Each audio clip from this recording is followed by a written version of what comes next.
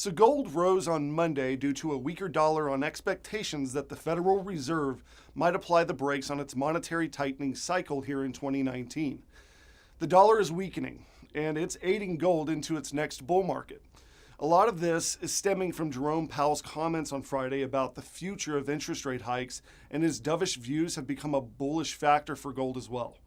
Now, the big question here is this. Why is the Fed all of a sudden starting to reverse their stance on interest rate hikes?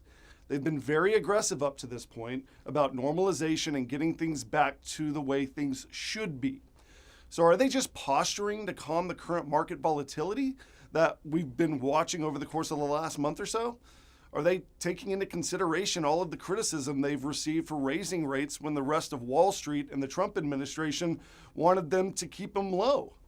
Why did they raise rates to begin with just to turn around in 2019 and slow them back down again? After all, the raising of interest rates is the path back to normalization within our country and its economy.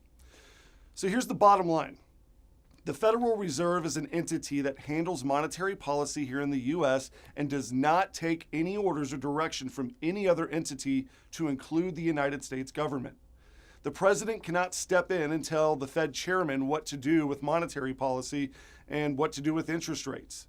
In recent years, however, this has become a topic of extreme skepticism, and many people believe that the Fed is, in fact, taking directives from big-name individuals within Wall Street and Capitol Hill. After all, the position of Fed chair is a directed position by the president, not an electoral position. The reason all of this is so important to understand is because by knowing this info, it allows the average consumer like you and me to know what's happening with our currency and basically within our financial system. There's a lot of speculation that the Fed has raised rates simply because they know that the country is heading for another recession. And their main tool for helping us get out of the recession is to raise rates itself. But how can they do that if rates are still at artificial lows or near zero from the last financial crisis? We have to take these things into consideration when making financial decisions and moves within our own portfolios.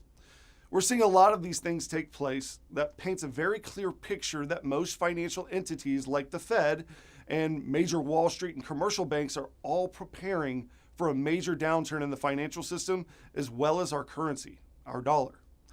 So if you'd like to start preparing as well and get more information about this, you can click on the link below or call the number on your screen to get your copy of U.S. Money Reserve's latest report, 25 Reasons to Own Gold Now. It has a lot of information regarding topics just like this that can really break things down very easily and help the consumer understand the basics the mainstream media is not covering. Call the number now to get your copy, and as always, thank you for watching U.S. Money Reserve's Market Insights.